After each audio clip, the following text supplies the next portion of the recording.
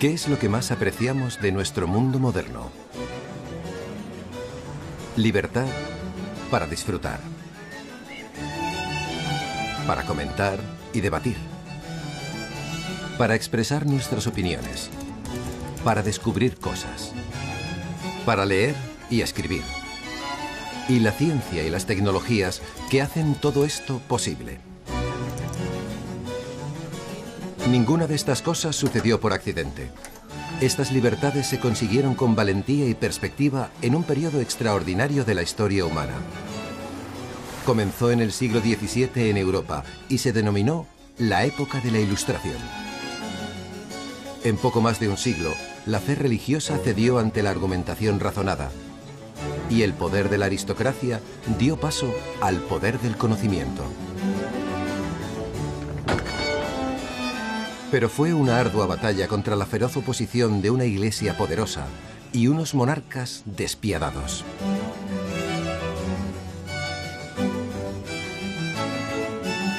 Sentó las bases del mundo moderno. En este programa les contamos la historia de 4 grandes innovadores de la Ilustración. Isaac Newton, quien abrió las puertas del conocimiento a todo el mundo con la invención de la ciencia moderna. Denis Diderot, quien desafió el monopolio del conocimiento ejercido por la Iglesia.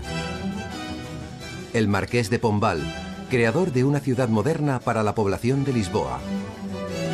Y Erasmus Darwin, cuyos descubrimientos en el subsuelo profundo lanzaron un ataque a la pretendida posesión de la verdad por parte de la Iglesia. Héroes de la Ilustración, el poder del conocimiento.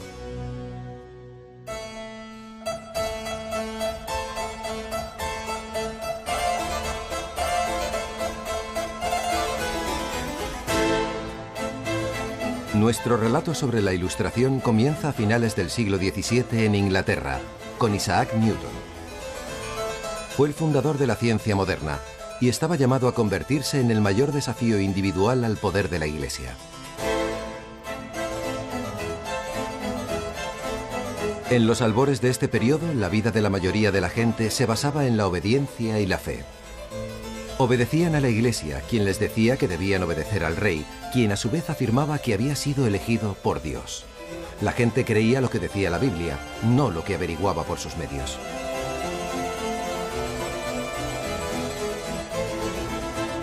Y la Biblia decía que la tierra y todo lo que había sobre ella habían sido creados por Dios varios miles de años antes, y que los primeros humanos habían sido expulsados del paraíso por desobedecer la palabra de Dios.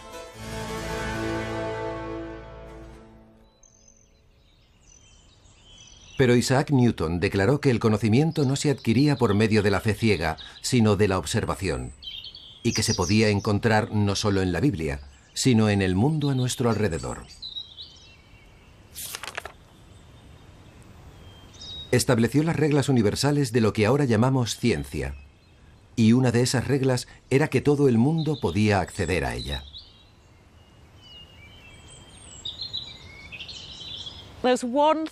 Hay una cosa que todo el mundo sabe de Isaac Newton, que vio caer una manzana al suelo y de repente, en un genial golpe de inspiración, concibió la teoría de la gravedad. Nunca podremos saber si aquello realmente sucedió o no, pero lo que sí sabemos es que poco antes de morir contó la misma historia a 4 personas diferentes, y eso parece indicar que quería que la gente pensara que era cierto.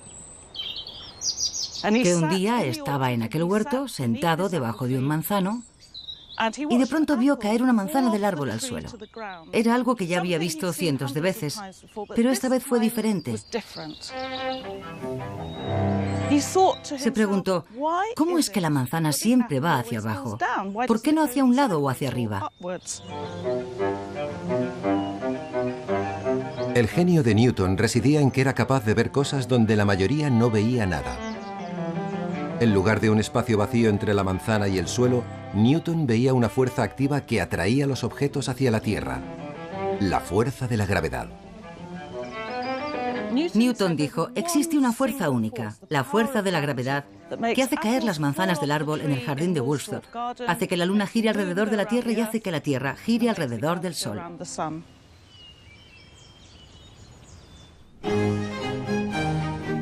Newton había descubierto una ley inmensa y universal. Sin embargo, estaba en una etapa de su vida, en torno a los 20 años, en que no parecía importarle gran cosa que nadie más se enterara. Redactaba sus descubrimientos en latín, en este libro que casi nadie entendía. Y se enclaustró en la Universidad de Cambridge. Por lo que sabemos, parece que era un hombre muy reservado, difícil e irritable. Como profesor era terrible. Al verlo pasar por la calle, los alumnos decían: ahí va el profesor que da clase a las paredes, lo que significaba que no había nadie en la sala cuando Newton daba clase. Pero el descubrimiento de Newton de que lo que sucedía en la naturaleza seguía unas leyes invisibles y que esas leyes se cumplían en todo lo demás era demasiado importante para mantenerlo oculto en un libro.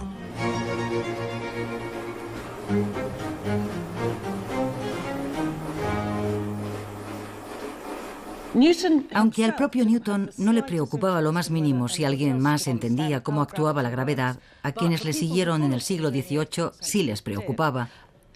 Y una manera de explicarlo era con instrumentos como este, un horario. Hay un sol en el centro y los 5 planetas colocados alrededor. Y el tiempo que tardan en rodear el sol en este aparato es exactamente la misma proporción de tiempo que tardan en el firmamento.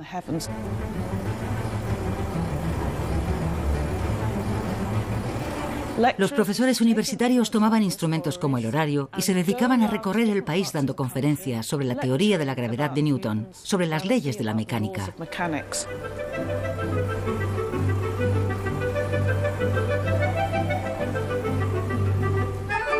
Estas demostraciones llegaron a representarse en obras de arte. En esta pintura está representada toda la ilustración. Aquí se ve un grupo variopinto de personas, hombres, mujeres y niños, todos ellos en torno a este aparato para presenciar el funcionamiento del sistema solar. Hay un cortinaje verde en la esquina superior, descorrido para mostrar una estantería llena de libros que representan el conocimiento escrito, la palabra. Y la tensión propia del periodo de la Ilustración está bellamente representada en el contraste de luces y sombras. Por un lado tenemos la luz, que encarna la verdad, el conocimiento. Por otro lado, la profunda tiniebla de la oscuridad. Una oscuridad que entraña un misterio. Nos oculta algo. No revela todo lo que debemos saber del mundo en que vivimos.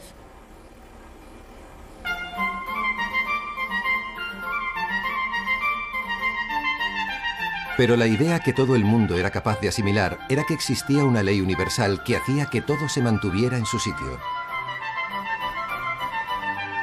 Incluso se inculcaba en los escolares haciéndoles imitar el movimiento de los planetas en sus órbitas en el patio del recreo. Se establecía un paralelismo con la sociedad humana en la que ricos y pobres ocupaban su lugar.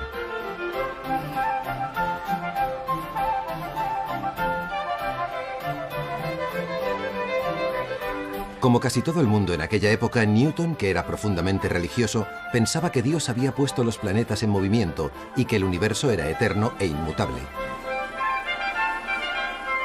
A pesar de que sus ideas no se encontraban en la Biblia, la Iglesia refrendó esta aparente prueba de la omnisciencia de Dios.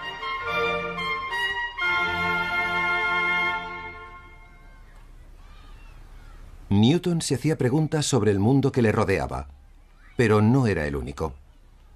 Fue miembro fundador de la Royal Society, la primera asociación científica del mundo, dedicada a divulgar los descubrimientos de la Ilustración.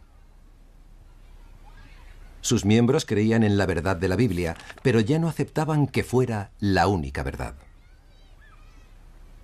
Tradicionalmente la manera de conocer a Dios era leer la Biblia. Era el libro que contenía la palabra sagrada de Dios dictada por él a Adán. Pero Newton y sus coetáneos dijeron: hay otro libro del que podemos aprender, el libro de la naturaleza. Dios lo ha escrito en un alfabeto diferente y tenemos que descubrir cómo leer ese alfabeto. Así que Newton y sus contemporáneos empezaron a explorar ese libro de la naturaleza.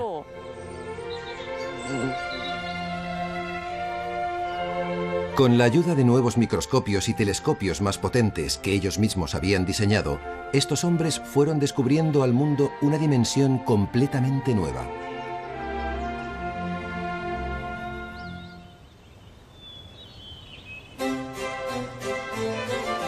A lo largo de su vida, Newton aparentemente cambió de opinión sobre la importancia de divulgar su obra. Su otro gran experimento es recordado no solo por lo que Newton descubrió, sino por lo que hizo con ese descubrimiento.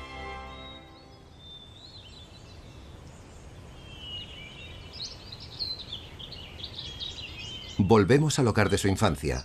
Era el año 1666. Newton comenzó a preguntarse de dónde venían los colores del espectro.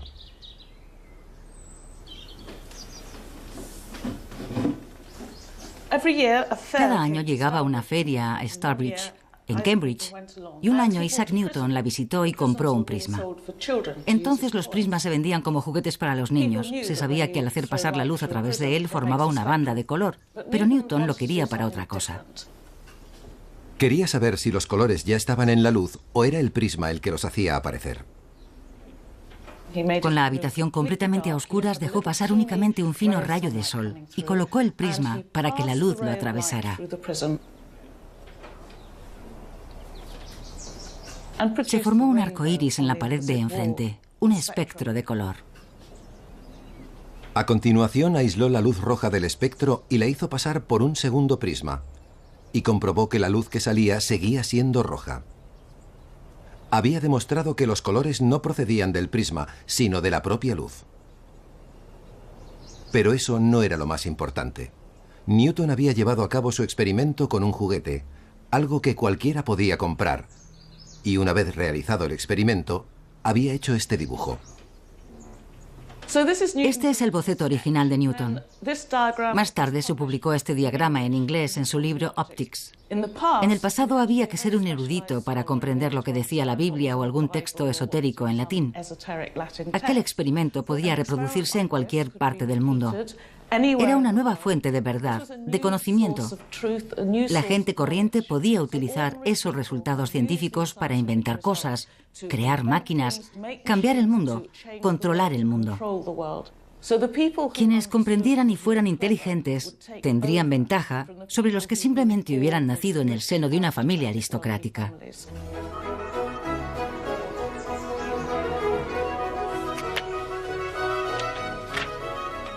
Por tanto, uno de los aspectos más importantes de la Ilustración, simbolizado en experimentos como este, es que no solo se trataba de los conocimientos descubiertos, sino de quién controlaba el conocimiento. Newton había establecido por primera vez el método científico, el que se sigue utilizando a día de hoy, y según el cual los experimentos deben publicarse y se deben poder reproducir en cualquier parte del mundo.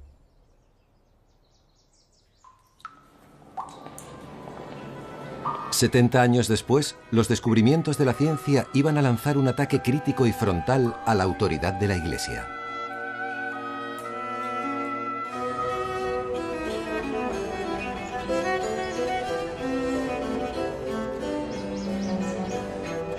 Pero en aquel momento la Iglesia pensaba que la obra de Newton refrendaba el poder de Dios, y fue enterrado con gran ceremonia en la abadía de Westminster, donde Inglaterra rinde homenaje a sus héroes.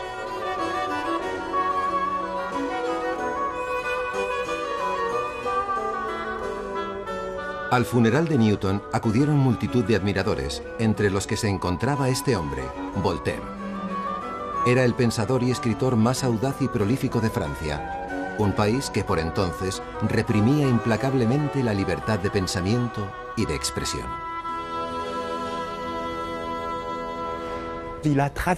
Pasó como un meteoro por la época de la Ilustración y representa la figura del intelectual por excelencia.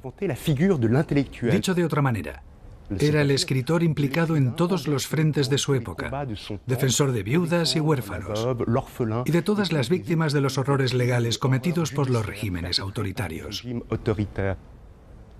Las cruzadas de Voltaire le obligaron a pasar la mayor parte de su vida en el exilio. Esa era la razón de que estuviera en Inglaterra.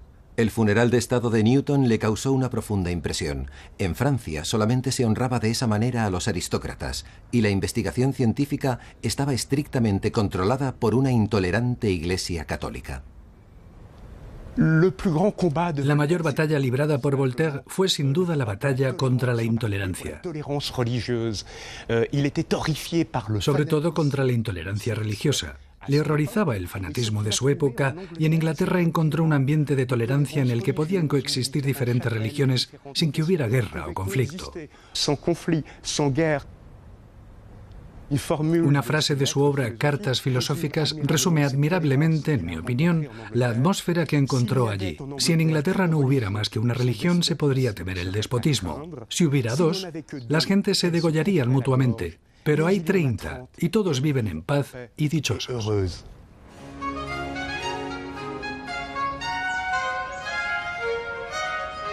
Y esa era solo una de las libertades que Voltaire encontró en Inglaterra. 40 años antes, la monarquía absoluta británica había sido obligada por el pueblo a transigir con algunos elementos de la democracia y la representación política. Desde la promulgación de la Carta de Derechos de 1689, el derecho británico proclama la separación de los poderes ejecutivo, legislativo y judicial. Los poderes del rey estaban limitados por el Parlamento, los jueces y los funcionarios públicos. El rey no podía subir impuestos, ni aprobar leyes, ni declarar la guerra sin el consentimiento del Parlamento. Y este sistema, en el que había un equilibrio entre los tres poderes, promovía mucho más la libertad que el régimen absolutista francés, en el que todos los poderes se concentraban en el rey. En Inglaterra, Voltaire encontró también la libertad, que a su juicio era la más importante de todas.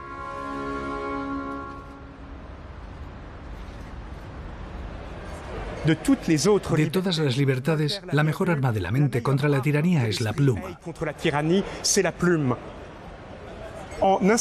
Al establecer la libertad de expresión, se abre un espacio público para la polémica y el debate, en el que toda una nación puede elaborar ideas y proponer mejoras y reformas al gobierno. Y una vez establecida la libertad de expresión, el individuo puede conseguir todas las demás libertades.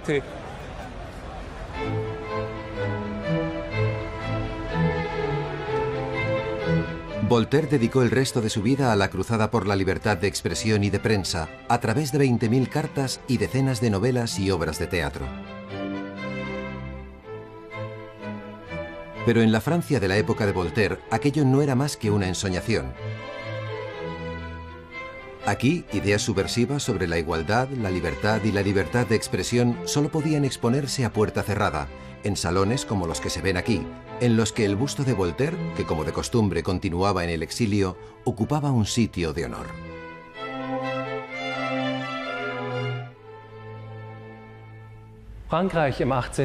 La Francia del siglo XVIII era lo que hoy podríamos calificar de régimen represor.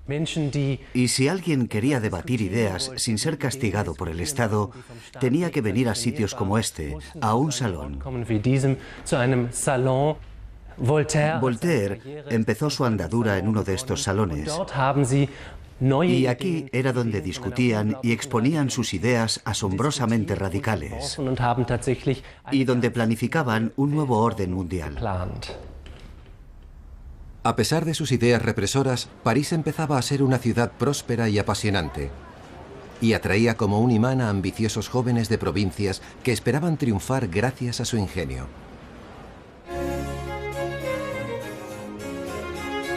Uno de ellos era este hombre, Denis Diderot. A diferencia de Voltaire, Diderot no pertenecía a la élite aristocrática. Su gran obra fue la primera enciclopedia de Francia, el motor de la Ilustración.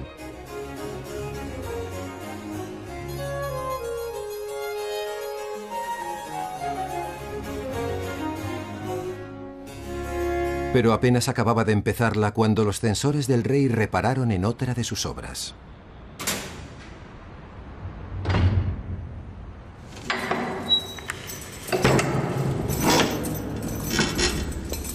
En 1749, Diderot fue encarcelado en el castillo de Vincennes, en una celda como esta. Puede que en esta misma. Había osado escribir un libro en el que afirmaba que el conocimiento provenía de los sentidos y no de la revelación celestial. Para el rey, eso era provocación suficiente para encarcelarlo.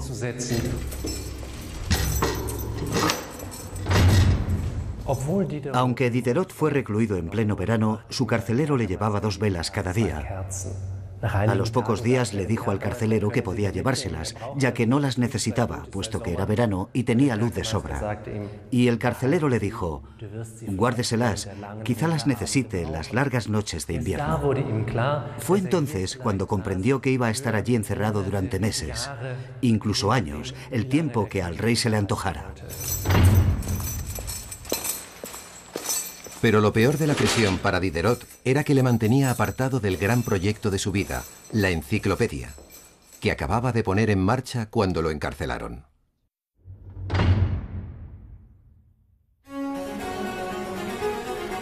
Su idea era reclutar a los mejores cerebros del momento y elaborar una serie de libros que abarcaran no solo ideas y filosofía, sino también técnicas y oficios explicados con todo detalle.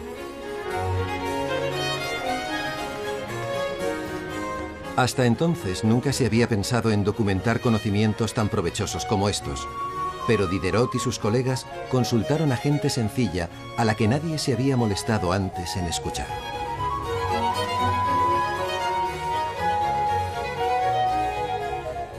Uno de los objetivos de la enciclopedia era dar a estos oficios el lugar de honor que les correspondía. Dignificó a los artesanos en un tiempo en que solo se atribuía valor a la aristocracia. Y eso era porque Diderot era de provincias, de la región de Champaña, donde su padre era cuchillero, forjaba cuchillos. Era bueno en su trabajo y quería que su hijo le sucediera, pero Diderot, tras un periodo de prueba de una semana, comprendió que no se le daba bien ni le gustaba. Sin embargo, estaba orgulloso de su padre, orgulloso de su oficio y de que supiera elaborar algo con sus propias manos. Exactamente lo contrario de los sacerdotes y aristócratas que mandaban en Francia.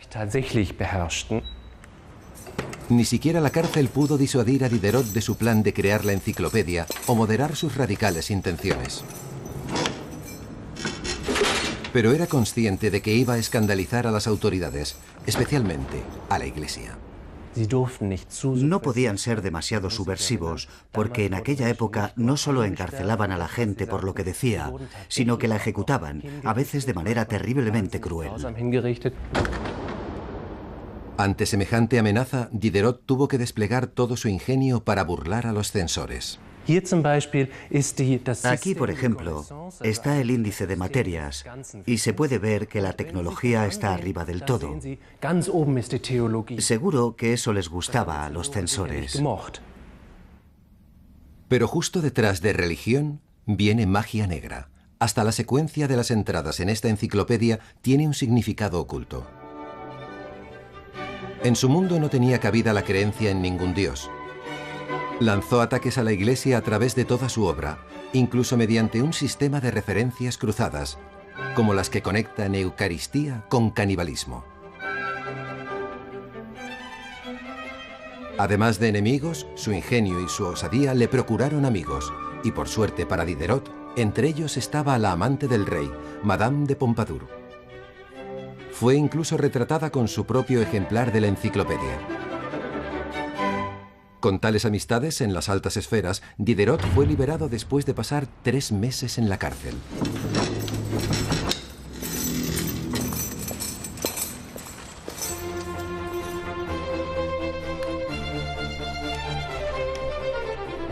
El rey y los censores habían comprendido que el gran proyecto de Diderot era en sí mismo una industria, que presumiblemente iba a resultar muy rentable. A pesar del acoso constante de la Iglesia durante los 26 años siguientes, Diderot y sus colegas se emplearon a fondo para dar vida a su gran obra. Fueron 20 millones de palabras repartidas en 28 volúmenes, y cada letra de cada palabra debía colocarse manualmente. Centenares de cajistas, curtidores, impresores y encuadernadores participaron en su composición.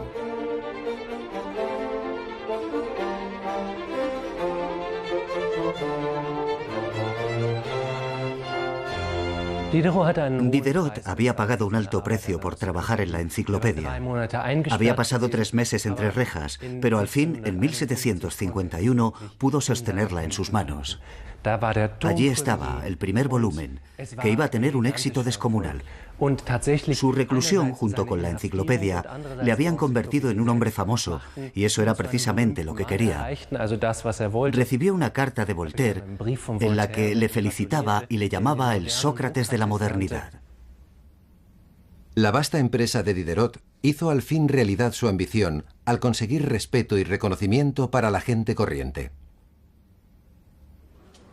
Aunque la mayoría de esa gente tenía pocas oportunidades de enterarse. La enciclopedia era un libro muy caro. Costaba alrededor de 980 libras.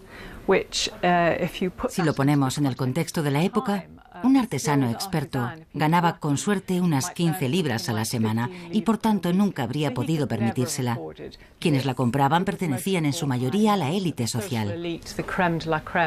Incluso para aquellos que podían permitírselo, comprar un libro seguía siendo una práctica arriesgada. Aproximadamente la mitad de los libros publicados en Francia en el siglo XVIII eran libros prohibidos, cuya venta se hacía bajo el mostrador, en secreto. Y la misma enciclopedia estuvo varios años prohibida, pero Diderot decía que un libro prohibido es un libro leído. Diderot comprendió que la controversia estaba contribuyendo a dar publicidad a la enciclopedia, y a pesar de los riesgos, su éxito desencadenó un gran boom en el mundo editorial de la época. La emoción de tener acceso a las ideas, a la información, al mundo en general, se adueñó de todos los sectores de la sociedad, y hasta el pueblo llano aprendió a leer. El gran sueño de Diderot de poner todo el conocimiento a disposición del mundo se hacía realidad.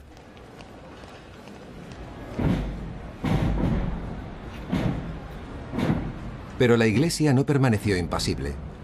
Su máxima autoridad, el Papa, condenó la enciclopedia y ordenó su quema. Declaró que el católico que se atreviera a leerla se enfrentaría a la condena eterna.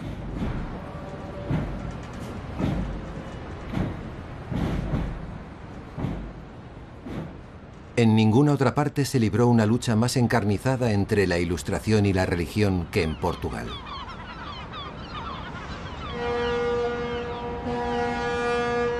Aquí, la Ilustración pudo prevalecer gracias exclusivamente a un acontecimiento imprevisto, una catástrofe que asoló su rica capital y cuyas consecuencias en general iban a socavar la autoridad de la Iglesia en todo el mundo hasta hoy.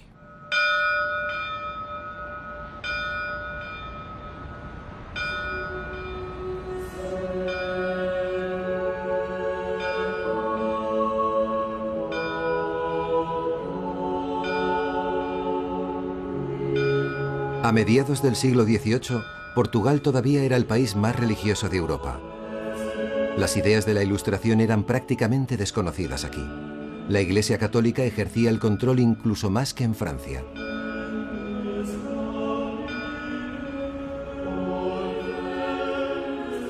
Los sacerdotes contaban a la gente que Dios impondría castigos terribles a los pecadores al morir. Y un tribunal religioso llamado de la Inquisición podía condenar a la gente a morir en el garrote, decapitada o en la hoguera.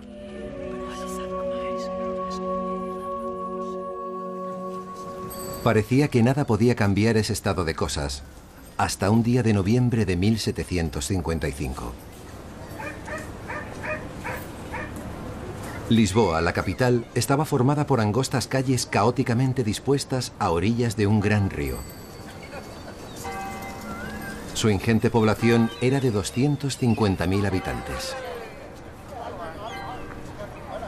El 1 de noviembre es el Día de Todos los Santos y es una festividad que lógicamente tiene un significado especial para los países católicos.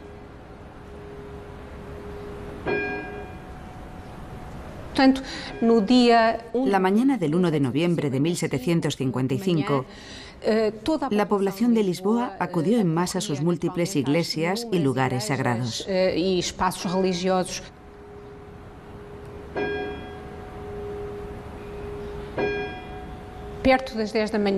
Eran cerca de las 10 de la mañana cuando algo terrible sucedió, algo absolutamente inesperado.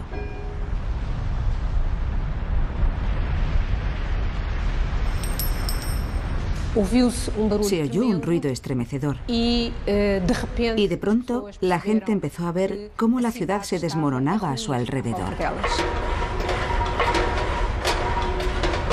Lisboa estaba sufriendo un descomunal terremoto.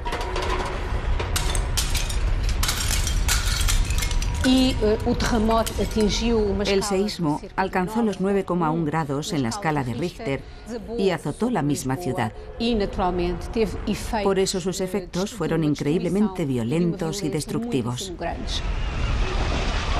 Mientras la ciudad se derrumbaba a su alrededor, algunos de los que consiguieron escapar de las iglesias murieron de todas formas en las calles, aplastados por otros desplomes de edificios. Quienes sobrevivieron intentaron salvar la vida huyendo hacia el río. Solo para ver cómo un gigantesco tsunami se les venía encima. Murieron ahogados allí mismo. Más tarde, un incendio salvaje devoró la ciudad, añadiéndose a la hecatombe. Decenas de miles de personas murieron aquel día. Los habitantes de Lisboa habían hecho lo que los sacerdotes les habían dicho que hicieran. Habían acudido a la iglesia, habían rezado. Pero un espantoso castigo había caído sobre ellos de todos modos. Querían saber por qué. A la Iglesia le costó ofrecer una explicación lógica de por qué un Dios bondadoso y omnipotente permitía que una catástrofe como aquella se desatara en Lisboa. En efecto, lo único que la Iglesia podía hacer era aconsejar a la gente que rezara a Dios, a ese mismo Dios que había originado la catástrofe. Había un sacerdote en particular que congregaba a los ciudadanos para incitarles a arrepentirse, diciéndoles que Dios había mandado el terremoto, el fuego y el tsunami para castigarles por sus pecados. Gabriel Malagrida era un sacerdote jesuita de origen italiano que ya se había significado en la ciudad de Lisboa y había adquirido una fama casi mítica como predicador.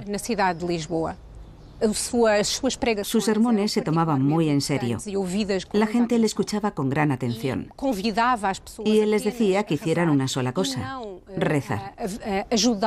No ayudar en los esfuerzos para reconstruir la ciudad. Pero no quedaban iglesias en donde rezar. La mayoría había quedado en ruinas. El terremoto también destruyó la fe de personas que estaban a cientos de kilómetros de allí. La incapacidad de la Iglesia para explicar todo aquello tuvo graves repercusiones en toda Europa.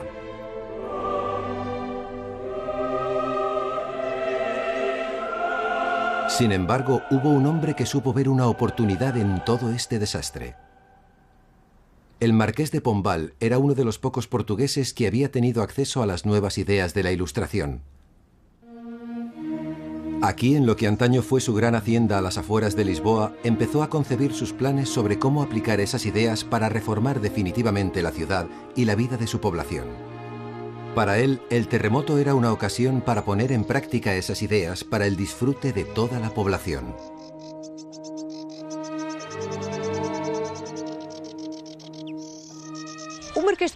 El Marqués de Pombal fue una personalidad destacada del siglo XVIII. Había sido ministro plenipotenciario, en otras palabras, embajador, primero en Londres y después en Viena, Austria, y su experiencia en esas dos capitales, en un momento en que la cultura europea estaba cambiando, le permitió tener una visión diferente de cómo podía ser el futuro para Portugal. Pombal no solo aspiraba a reconstruir la ciudad, sino a reinventarla. Tenía la visión de construir a base de piedra y teja lo mismo que Diderot había hecho en la imprenta: llevar la Ilustración al pueblo llano y reducir los privilegios de la Iglesia y la aristocracia. Pombal era la mano derecha del rey, no un ateo como Diderot, ni un plebeyo como Newton.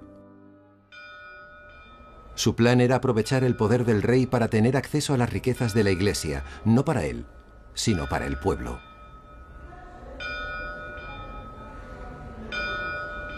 Pero se enfrentaba a un reto formidable. Aquí la Iglesia y el rey monopolizaban el poder, así como las riquezas del gran imperio portugués.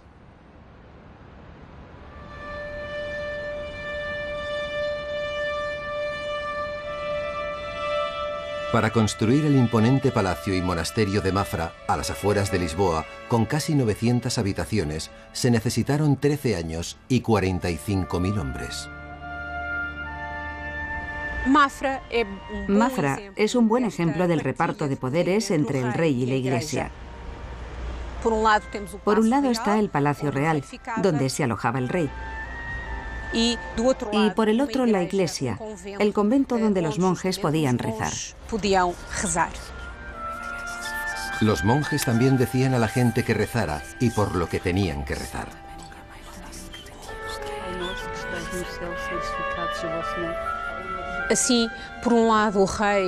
El rey creía en el derecho divino y en que su poder emanaba de Dios. Y la Iglesia le garantizaba el contacto directo con el pueblo llano y que éste acatara su autoridad. Los monjes que vivían aquí disfrutaban de todos los lujos. Almorzaban en mesas fabricadas con maderas exóticas, talladas por esclavos, y caminaban sobre suelos de mármol. El monasterio había quedado intacto tras el terremoto al estar lejos de Lisboa. Pero el pueblo, siempre pobre, ahora no tenía techo y tenía hambre. Pombal necesitaba dinero para ofrecerles alimento y cobijo. Convenció al rey de que financiar la reconstrucción y modernización de Lisboa le procuraría el favor absoluto de su pueblo. También se dio cuenta de que ya contaban con las técnicas necesarias para acometer la obra. Y la prueba la tenía en el acueducto, que traía agua desde 60 kilómetros de distancia y la almacenaba para el consumo de la ciudad. Y había resistido el embate del terremoto. Estas aguas permitieron hacer frente a las dos necesidades más acuciantes. El acueducto proporcionó agua potable en cantidad suficiente a todo el mundo y ayudó a combatir el incendio que arrasó Lisboa, destruyendo gran parte de la ciudad. Para Pombal, el acueducto representaba la ciencia de Newton aplicada para mejorar la vida de la gente. Pombal pensó que podía usar esos mismos conocimientos para reconstruir Lisboa. Sustituiría la caótica distribución de la antigua ciudad por las líneas geométricas de la arquitectura clásica y utilizaría las tecnologías más novedosas. Mediante un nuevo sistema de alcantarillado, canalizó los residuos que en otro tiempo se deslizaban sin más calle abajo. Las primeras estructuras antisísmicas de la historia protegerían contra futuros terremotos.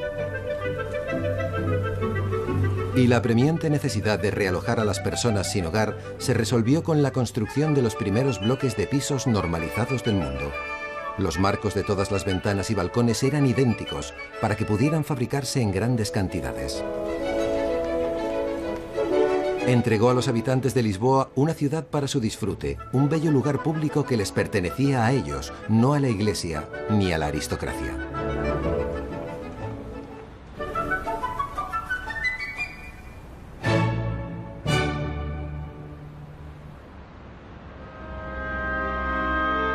El éxito del gran proyecto de reconstrucción de Pombal debilitó el poder de la Iglesia sobre el pueblo.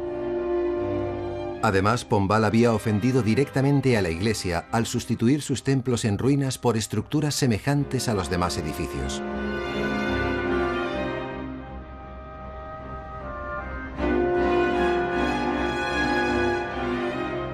Los mandatarios de la Iglesia estaban indignados y el jesuita Gabriel Malagrida se erigió en representante de su oposición a Pombal. Malagrida se embarcó en una campaña de rabiosa propaganda contra Pombal, redactando panfletos y enviando cientos de cartas a influyentes católicos de toda Europa, incluido el máximo dirigente de la Iglesia, el Papa.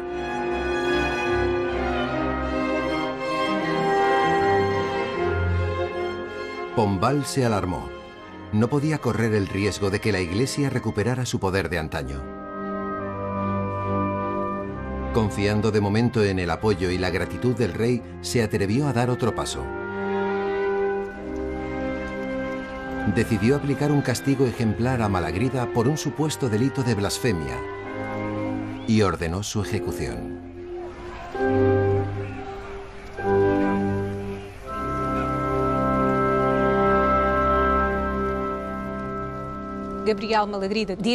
Gabriel Malagrida, quien directa o indirectamente había causado la muerte de tantas personas, terminó por ser eliminado de manera igualmente violenta y controvertida.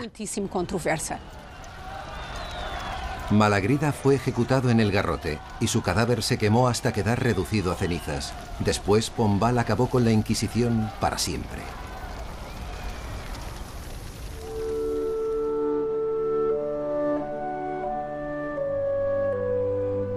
Al fin, Pombal podía traer a Portugal la sabiduría de la Ilustración.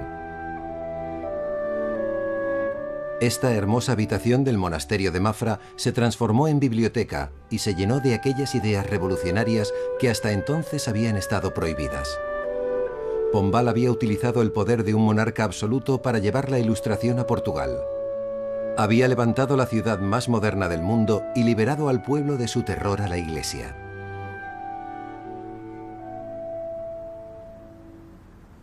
Mientras, en Inglaterra, la tecnología abrazada por Pombal ya estaba haciendo avanzar al mundo hacia la revolución industrial.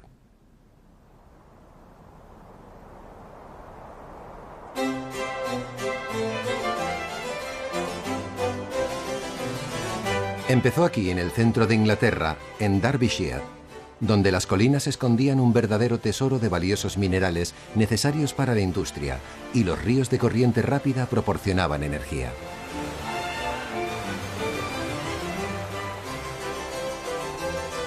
En 1721 se instaló en la apacible localidad de Derby la primera fábrica del mundo, un telar de seda.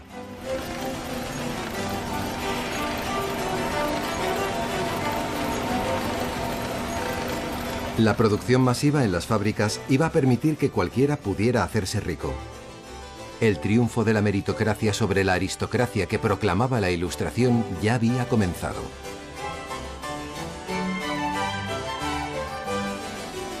Erasmus Darwin, abuelo de Charles Darwin, estaba en el centro de todo esto.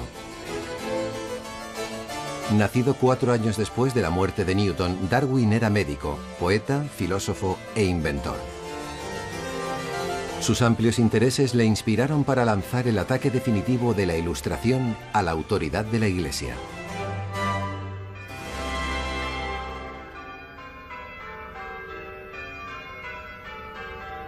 Le fascinaban las ideas del siglo de las luces y su aplicación a la vida real.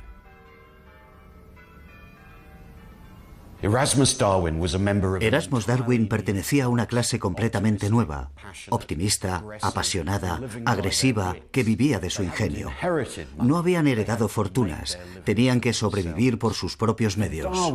Para Darwin, la clave estaba en comprender, manejar y dirigir aquel mundo en rápida transformación que les rodeaba.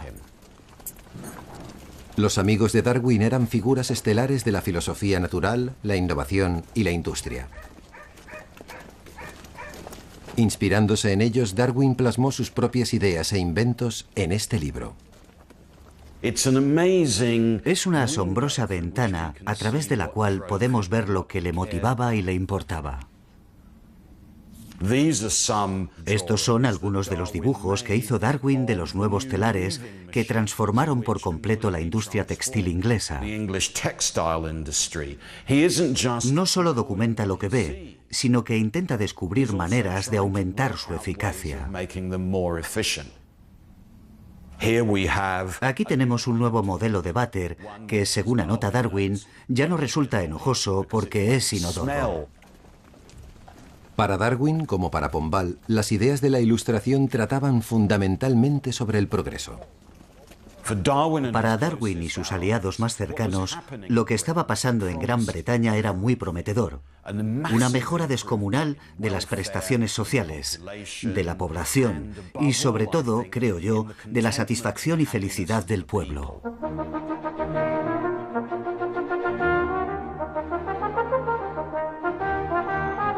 Por su profesión de médico, Darwin estaba obligado a recorrer grandes distancias para visitar pacientes. En uno de esos viajes, sus contactos en la industria le dieron la ocasión de hacer su mayor descubrimiento.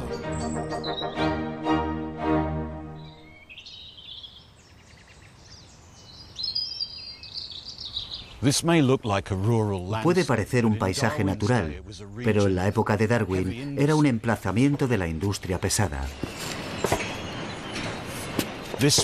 Aquí era donde los canteros y mineros excavaban las profundidades de la tierra a través de cuevas naturales para extraer minerales y sustancias químicas que después se emplearían en las fábricas de los amigos de Darwin.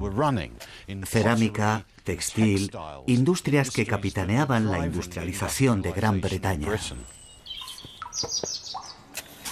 Cuevas como esta dieron a Darwin la oportunidad de investigar la respuesta a la pregunta más importante de todas: ¿de qué estaba hecha la propia Tierra y todo lo que había en ella?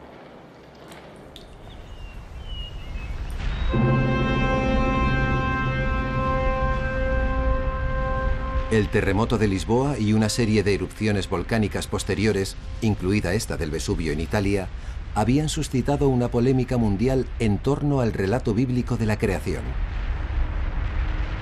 Si el relato más importante de la Iglesia no era cierto, su pretendida autoridad quedaba por completo en entredicho. Y Darwin, escéptico religioso, aprovechó la ocasión para reunir pruebas.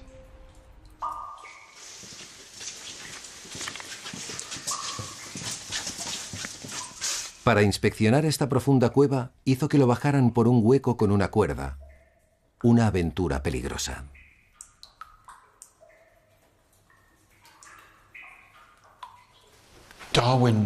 A Darwin le fascinaron las estructuras minerales que descubrió en las profundidades de estas cuevas. Pero lo que más le interesaba eran los procesos químicos que habían dado lugar a esas formas. Piedra caliza, calor, agua, una especie de laboratorio natural. Luego Darwin descubrió algo todavía más asombroso. Aquí, en las paredes de la cueva, había caparazones fosilizados idénticos a las criaturas que habitaban en el fondo del mar. Y eso hizo que Darwin se hiciera una gran pregunta. ¿Cómo era posible que aquellas criaturas hubieran terminado allí, en el subsuelo profundo bajo la superficie terrestre?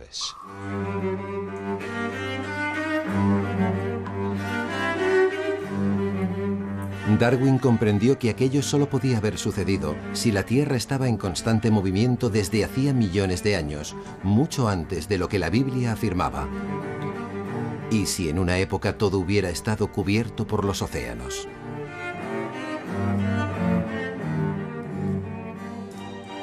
Pero a Darwin no solo le interesaba saber cómo habían llegado aquellas criaturas hasta allí, sino también cómo se habían creado ellas y cualquier forma de vida. Otra de sus observaciones científicas le proporcionó la siguiente pieza del puzzle. Este es el auténtico microscopio de Darwin, un aparato muy novedoso en el siglo XVIII, y con él reparó en algo extraordinario. Al examinar pequeños insectos muertos bajo el portamuestras, vio cómo se multiplicaban las bacterias, algo que nunca había visto antes. Se multiplicaban sin ninguna ayuda exterior, y parecía como si la vida se autogenerara.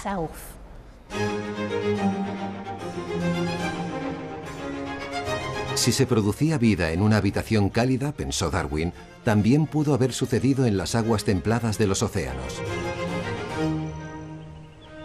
Darwin recopiló todo esto en la creencia de que las cosas cambiaban constantemente para mejor y elaboró una teoría explosiva sobre el origen de la vida 70 años antes de que su nieto, Charles Darwin, publicara su famosa obra.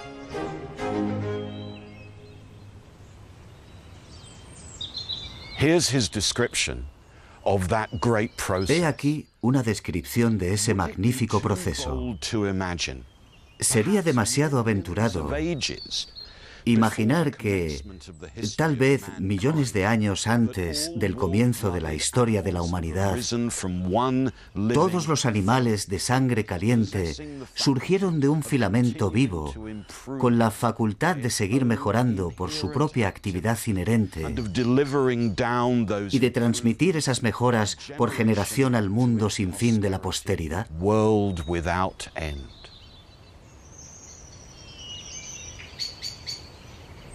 En efecto, la teoría de Erasmus Darwin sobre los orígenes de la vida proclamaba que todo lo que la Iglesia había pedido a toda la cristiandad que creyera sobre cómo Dios había creado el mundo y todo lo que había en él, sencillamente no era verdad. Darwin había utilizado la ciencia para cuestionar a su peor enemigo en términos indiscutibles. La Iglesia no se recuperaría jamás del golpe asestado por Darwin.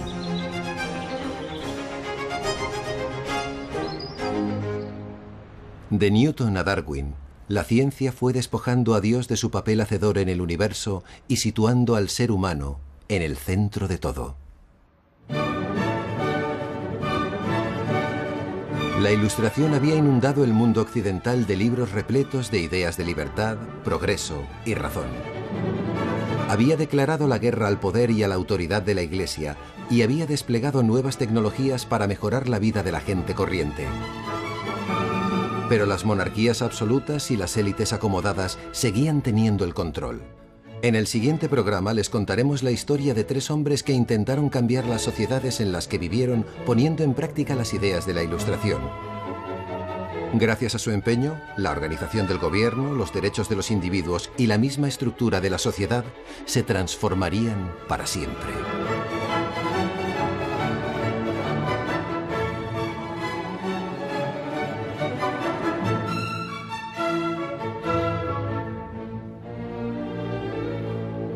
Siendo una práctica arriesgada. Aproximadamente la mitad de los libros publicados en Francia en el siglo XVIII eran libros prohibidos, cuya venta se hacía bajo el mostrador, en secreto. Y la misma enciclopedia estuvo varios años prohibida. Pero Diderot decía que un libro prohibido es un libro leído. Diderot comprendió que la controversia estaba contribuyendo a dar publicidad a la enciclopedia. Y a pesar de los riesgos, su éxito desencadenó un gran boom en el mundo editorial de la época. La emoción de tener acceso a las ideas, a la información, al mundo en general, se adueñó de todos los sectores de la sociedad y hasta el pueblo llano aprendió a leer. El gran sueño de Diderot de poner todo el conocimiento a disposición del mundo se hacía realidad.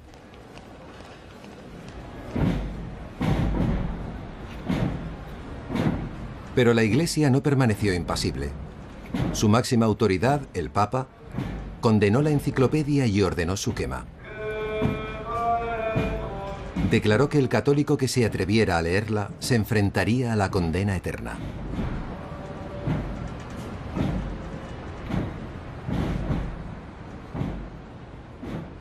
En ninguna otra parte se libró una lucha más encarnizada entre la Ilustración y la religión que en Portugal.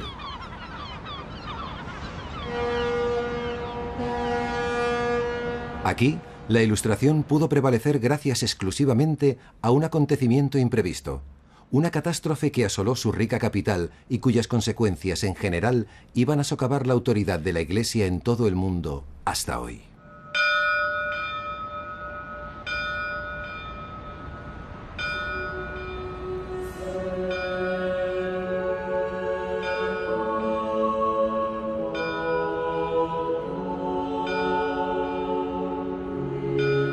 A mediados del siglo XVIII, Portugal todavía era el país más religioso de Europa. Las ideas de la Ilustración eran prácticamente desconocidas aquí. La Iglesia Católica ejercía el control incluso más que en Francia.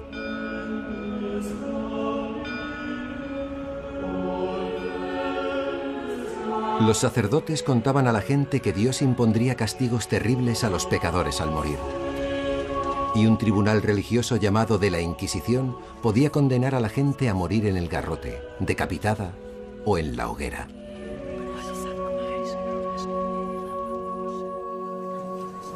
Parecía que nada podía cambiar ese estado de cosas, hasta un día de noviembre de 1755. Lisboa, la capital, estaba formada por angostas calles caóticamente dispuestas a orillas de un gran río. La manzana y el suelo, Newton veía una fuerza activa que atraía los objetos hacia la Tierra, la fuerza de la gravedad.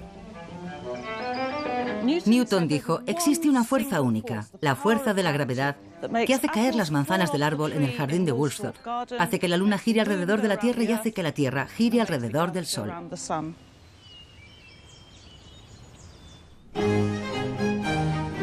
Newton había descubierto una ley inmensa y universal. Sin embargo, estaba en una etapa de su vida, en torno a los 20 años, en que no parecía importarle gran cosa que nadie más se enterara. Redactaba sus descubrimientos en latín, en este libro que casi nadie entendía.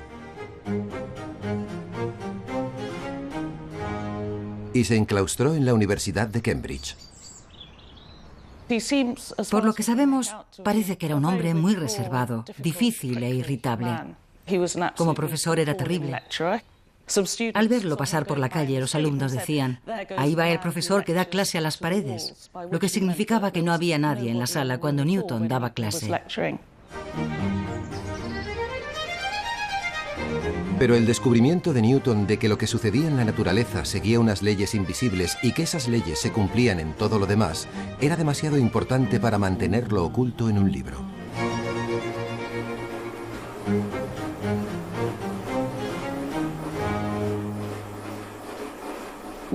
Aunque al propio Newton no le preocupaba lo más mínimo si alguien más entendía cómo actuaba la gravedad, a quienes le siguieron en el siglo XVIII sí les preocupaba. Y una manera de explicarlo era con instrumentos como este, un horario. Hay un sol en el centro y los 5 planetas colocados alrededor. Y el tiempo que tardan en rodear el sol en este aparato es exactamente la misma proporción de tiempo que tardan en el firmamento.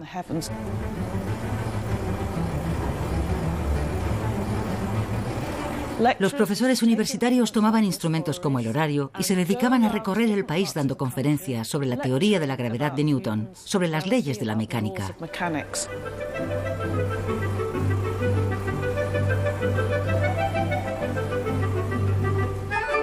Estas demostraciones llegaron a representarse en obras de arte. En esta pintura está representada toda la ilustración.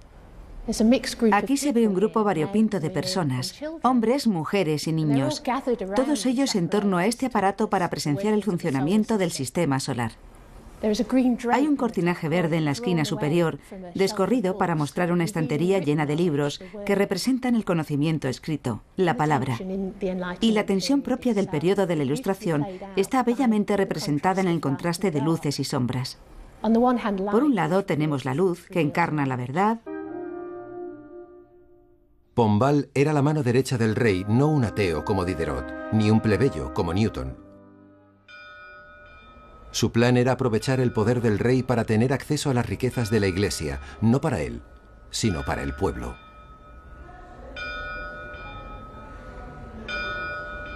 Pero se enfrentaba a un reto formidable. Aquí la Iglesia y el rey monopolizaban el poder, así como las riquezas del gran imperio portugués.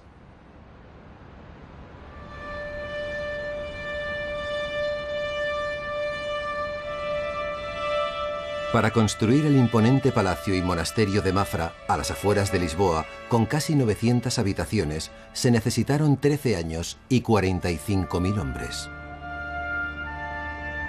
Mafra es un buen ejemplo del reparto de poderes entre el rey y la Iglesia.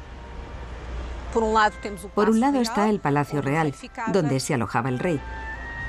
Y por el otro la iglesia, el convento donde los monjes podían rezar. Los monjes también decían a la gente que rezara y por lo que tenían que rezar.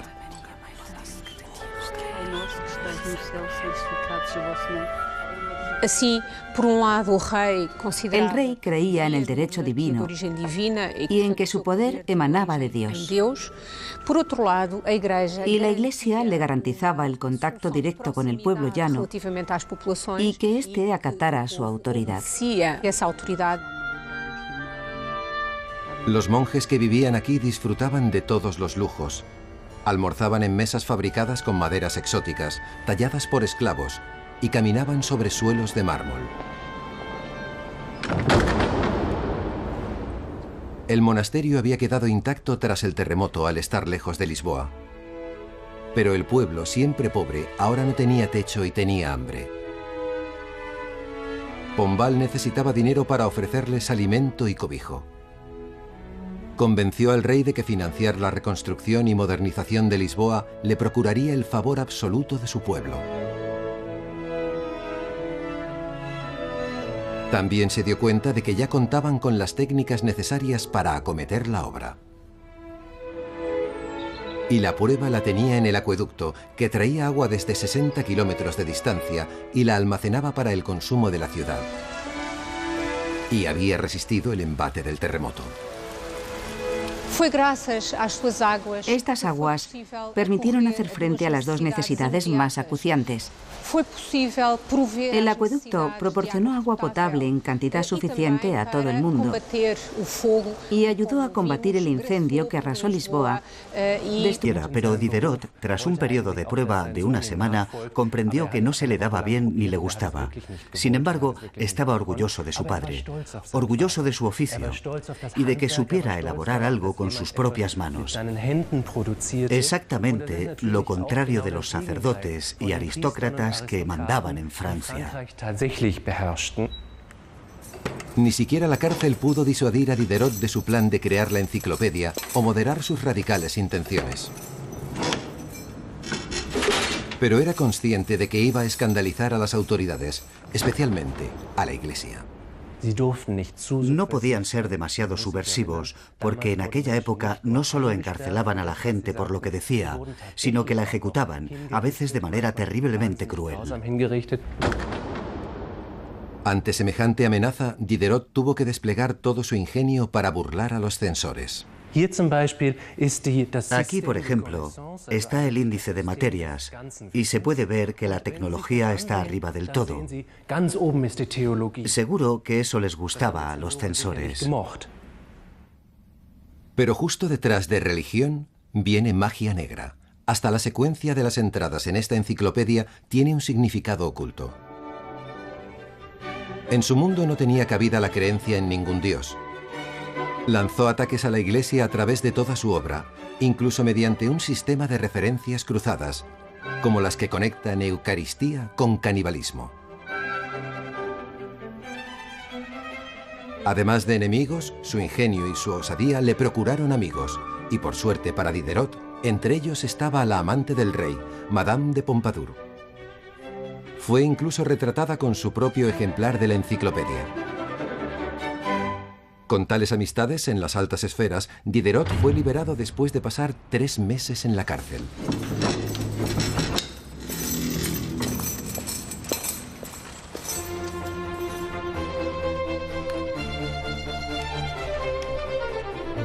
El rey y los censores habían comprendido que el gran proyecto de Diderot era en sí mismo una industria, que presumiblemente iba a resultar muy rentable. A pesar del acoso constante de la Iglesia durante los 26 años siguientes, Diderot y sus colegas se emplearon a fondo para dar vida a su gran obra. Fueron 20 millones de palabras repartidas en 28 volúmenes, y cada letra de cada palabra debía colocarse manualmente. Centenares de cajistas, curtidores, impresores y encuadernadores participaron en su composición.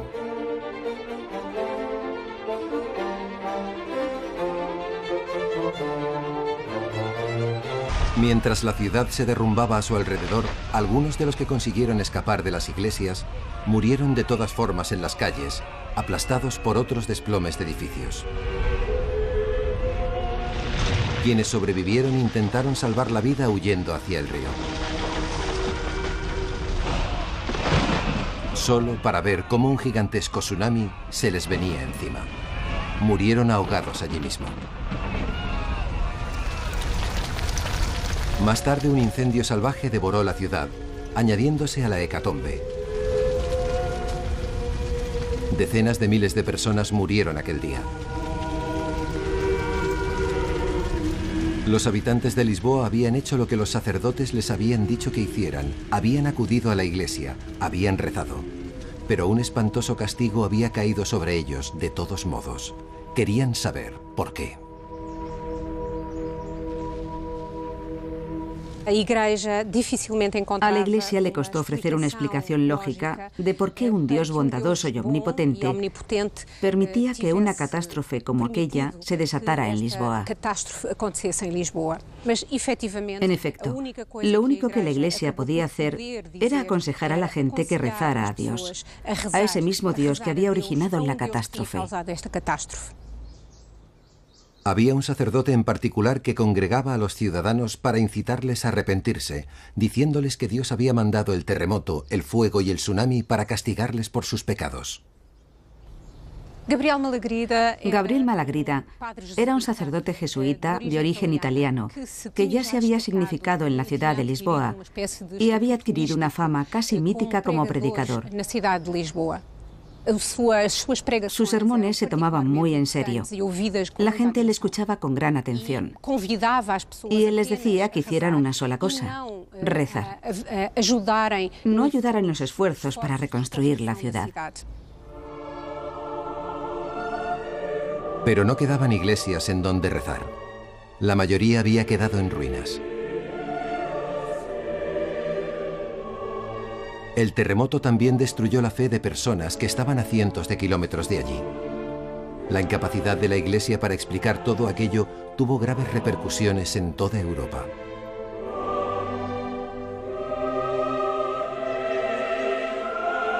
Sin embargo, hubo un hombre que supo ver una oportunidad en todo este desastre. El marqués de Pombal era uno de los pocos portugueses que había tenido acceso a las nuevas ideas de la Ilustración. Aquí, en lo que antaño fue su gran hacienda a las afueras de Lisboa, empezó a concebir sus planes sobre cómo aplicar esas ideas para reformar definitivamente la ciudad y la vida de su población. Tenemos un nuevo modelo de váter que, según anota Darwin, ya no resulta enojoso porque es inodoro.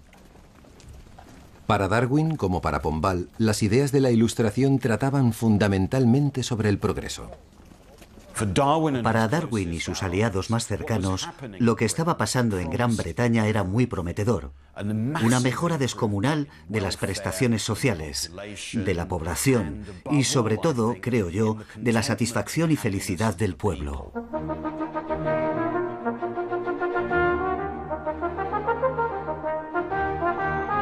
Por su profesión de médico, Darwin estaba obligado a recorrer grandes distancias para visitar pacientes.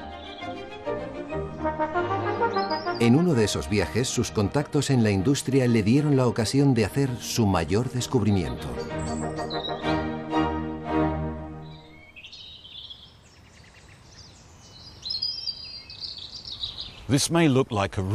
Puede parecer un paisaje natural, pero en la época de Darwin era un emplazamiento de la industria pesada. Aquí era donde los canteros y mineros excavaban las profundidades de la tierra a través de cuevas naturales para extraer minerales y sustancias químicas que después se emplearían en las fábricas de los amigos de Darwin. Cerámica, textil, industrias que capitaneaban la industrialización de Gran Bretaña. Cuevas como esta dieron a Darwin la oportunidad de investigar la respuesta a la pregunta más importante de todas: ¿de qué estaba hecha la propia Tierra y todo lo que había en ella?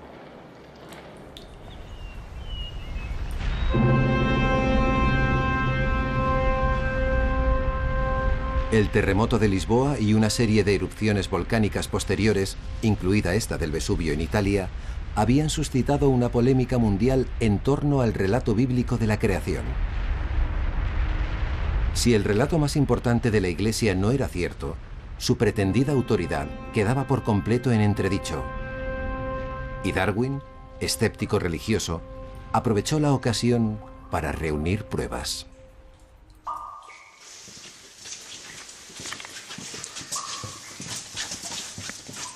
Para inspeccionar esta profunda cueva, hizo que lo bajaran por un hueco con una cuerda. Una aventura peligrosa.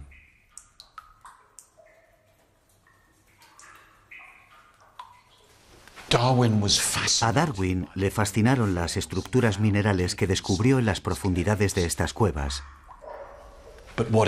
Pero lo que más le interesaba eran los procesos químicos que habían dado lugar a esas formas.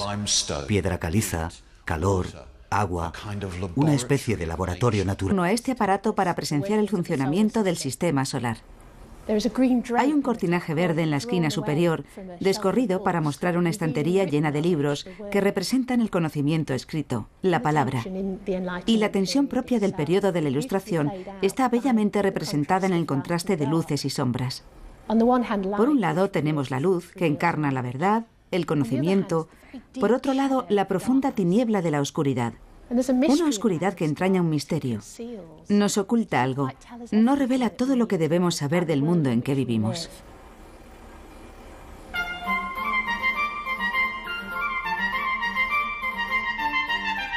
Pero la idea que todo el mundo era capaz de asimilar era que existía una ley universal que hacía que todo se mantuviera en su sitio. Incluso se inculcaba en los escolares haciéndoles imitar el movimiento de los planetas en sus órbitas en el patio del recreo. Se establecía un paralelismo con la sociedad humana en la que ricos y pobres ocupaban su lugar.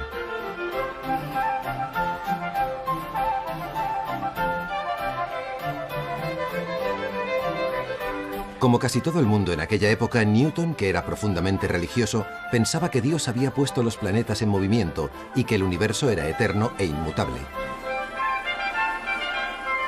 A pesar de que sus ideas no se encontraban en la Biblia, la Iglesia refrendó esta aparente prueba de la omnisciencia de Dios.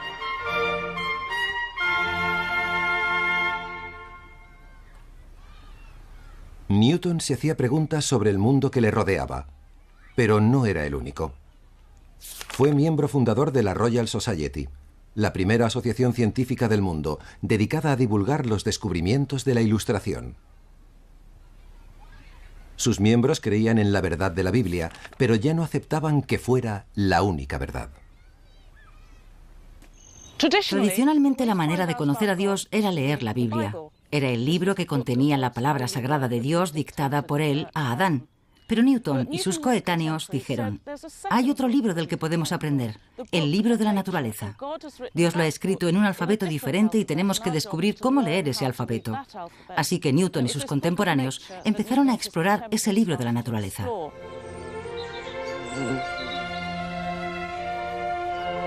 Con la ayuda de nuevos microscopios y telescopios más potentes que ellos mismos habían diseñado, estos hombres fueron descubriendo al mundo una dimensión completamente nueva.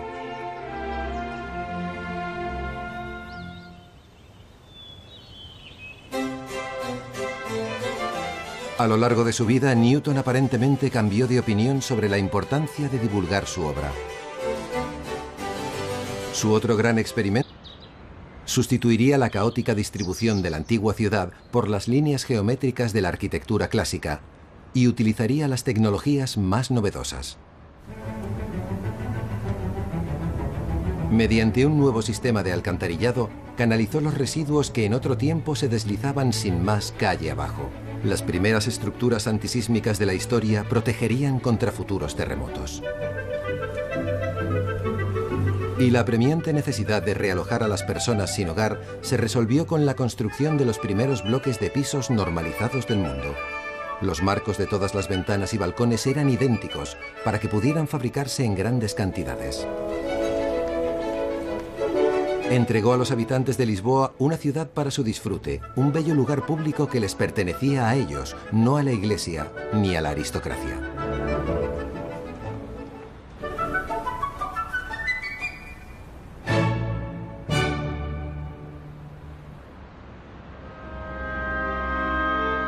El éxito del gran proyecto de reconstrucción de Pombal debilitó el poder de la Iglesia sobre el pueblo.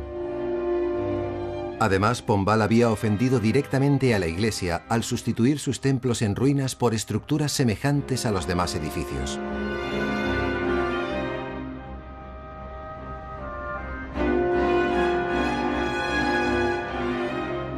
Los mandatarios de la Iglesia estaban indignados y el jesuita Gabriel Malagrida se erigió en representante de su oposición a Pombal.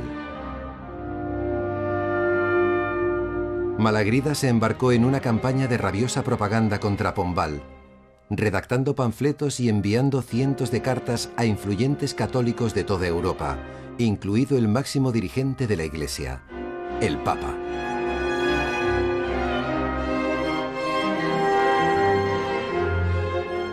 Pombal se alarmó. No podía correr el riesgo de que la Iglesia recuperara su poder de antaño. Confiando de momento en el apoyo y la gratitud del rey, se atrevió a dar otro paso. Decidió aplicar un castigo ejemplar a Malagrida por un supuesto delito de blasfemia y ordenó su ejecución.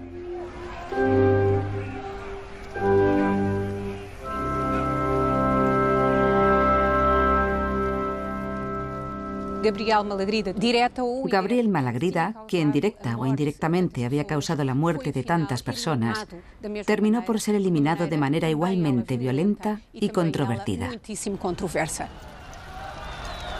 Malagrida fue ejecutado en el garrote y su cadáver se quemó hasta quedar reducido a cenizas. Después, Pombal acabó con la Inquisición para siempre. El gran sueño de Diderot de poner todo el conocimiento a disposición del mundo se hacía realidad.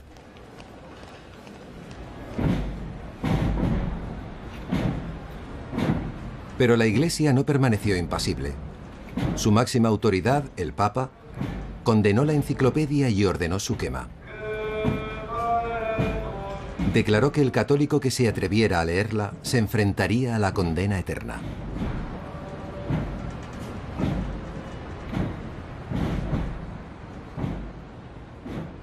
En ninguna otra parte se libró una lucha más encarnizada entre la Ilustración y la religión que en Portugal.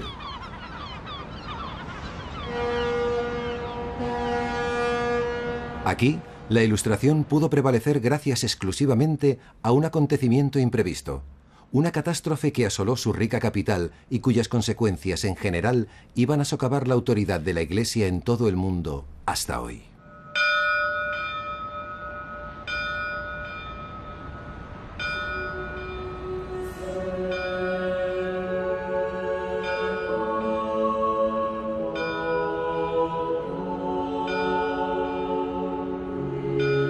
A mediados del siglo XVIII, Portugal todavía era el país más religioso de Europa.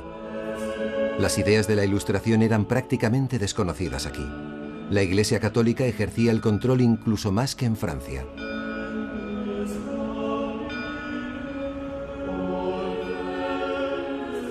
Los sacerdotes contaban a la gente que Dios impondría castigos terribles a los pecadores al morir. Y un tribunal religioso llamado de la Inquisición podía condenar a la gente a morir en el garrote, decapitada o en la hoguera.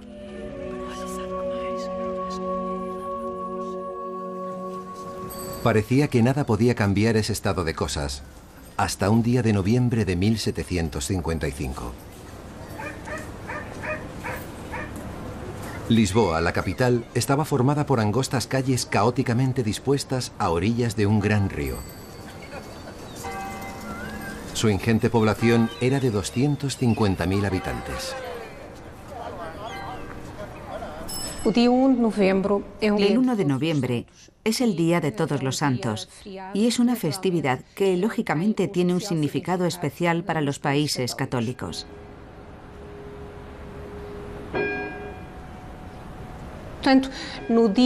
La mañana del 1 de noviembre de 1755, la población de Lisboa acudió en masa a sus múltiples iglesias y lugares sagrados.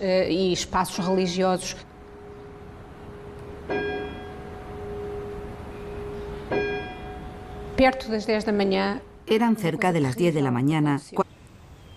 Estableció las reglas universales de lo que ahora llamamos ciencia. Y una de esas reglas era que todo el mundo podía acceder a ella.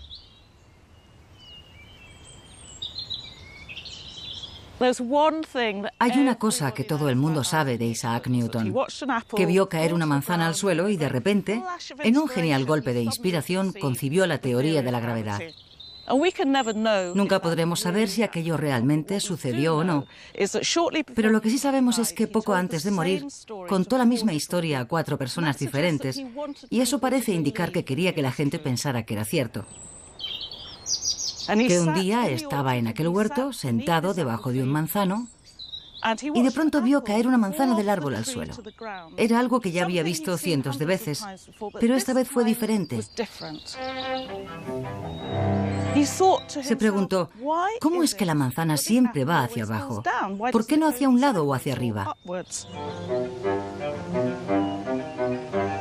El genio de Newton residía en que era capaz de ver cosas donde la mayoría no veía nada. En lugar de un espacio vacío entre la manzana y el suelo, Newton veía una fuerza activa que atraía los objetos hacia la Tierra, la fuerza de la gravedad. Newton dijo, existe una fuerza única, la fuerza de la gravedad, que hace caer las manzanas del árbol en el jardín de Woodstock, hace que la luna gire alrededor de la Tierra y hace que la Tierra gire alrededor del Sol.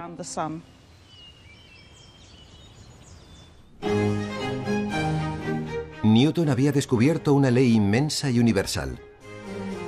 Sin embargo, estaba en una etapa de su vida, en torno a los 20 años, en que no parecía importarle gran cosa que nadie más se enterara. Redactaba sus descubrimientos en latín, en este libro que casi nadie entendía. Y se enclaustró en la Universidad de Cambridge. Por lo que sabemos, parece que era un hombre muy reservado, difícil e irritable. Como profesor era terrible. Al verlo pasar por la calle, los alumnos decían, ahí va el profesor que da clase a las paredes, lo que significaba que no había nadie en la sala cuando Newton daba clase.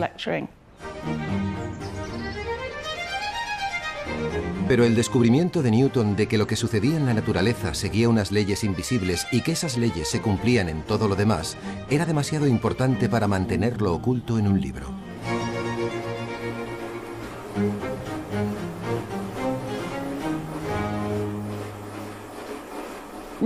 Aunque al propio Newton no le preocupaba lo más mínimo si alguien más entendía cómo actuaba la gravedad, a quienes le siguieron en el siglo XVIII sí les preocupaba. Y una manera de explicarlo era con instrumentos como este, un horario. Debemos saber del mundo en que vivimos.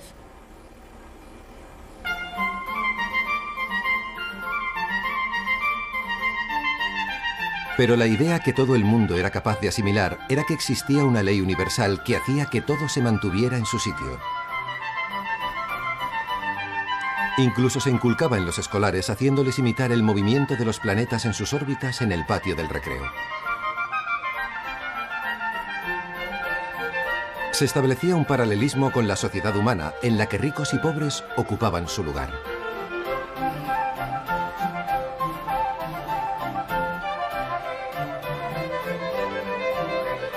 Como casi todo el mundo en aquella época, Newton, que era profundamente religioso, pensaba que Dios había puesto los planetas en movimiento y que el universo era eterno e inmutable.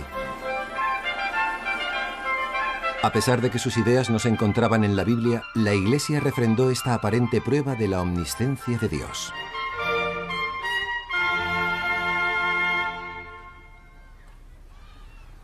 Newton se hacía preguntas sobre el mundo que le rodeaba, pero no era el único.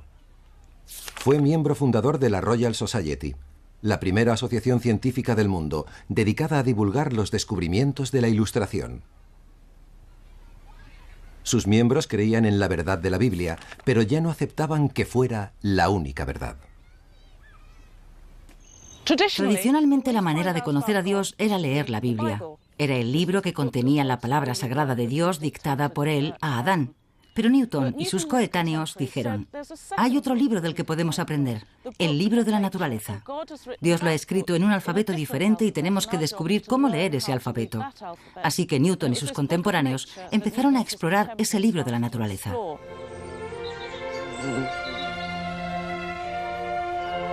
Con la ayuda de nuevos microscopios y telescopios más potentes que ellos mismos habían diseñado, estos hombres fueron descubriendo al mundo una dimensión completamente nueva.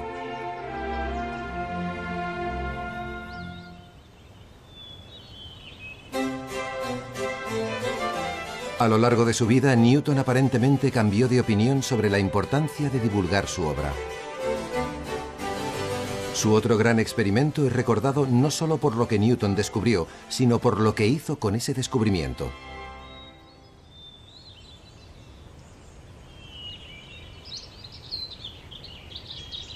Volvemos al hogar de su infancia. Era el año 1666. Newton comenzó a preguntarse de dónde venían los colores del espectro.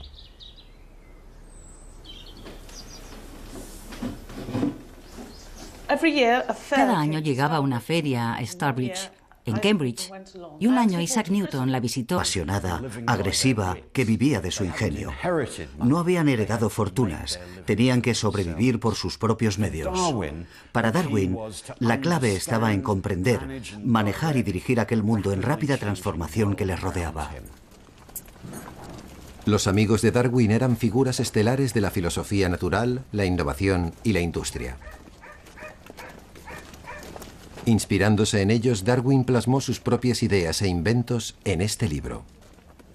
Es una asombrosa ventana a través de la cual podemos ver lo que le motivaba y le importaba. Estos son algunos de los dibujos que hizo Darwin de los nuevos telares que transformaron por completo la industria textil inglesa. No solo documenta lo que ve, sino que intenta descubrir maneras de aumentar su eficacia.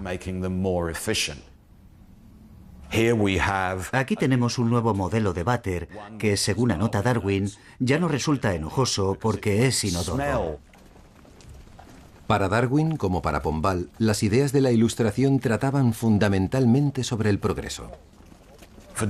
Para Darwin y sus aliados más cercanos, lo que estaba pasando en Gran Bretaña era muy prometedor. Una mejora descomunal de las prestaciones sociales, de la población y, sobre todo, creo yo, de la satisfacción y felicidad del pueblo.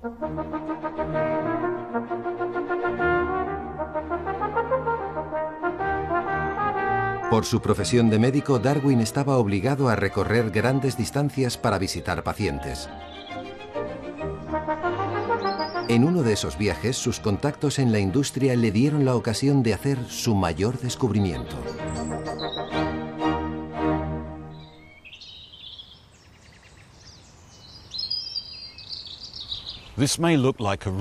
Puede parecer un paisaje natural, pero en la época de Darwin era un emplazamiento de la industria pesada. Aquí era donde los canteros y mineros excavaban las profundidades de la tierra a través de cuevas naturales para extraer minerales y sustancias químicas que después se emplearían en las fábricas de los amigos de Darwin. Cerámica, textil, industrias que capitaneaban la industrialización de Gran Bretaña. Cuevas como esta dieron a Darwin la oportunidad de investigar la respuesta a la pregunta más importante de todas. ¿De qué estaba hecha la propia Tierra y todo lo que había en ella?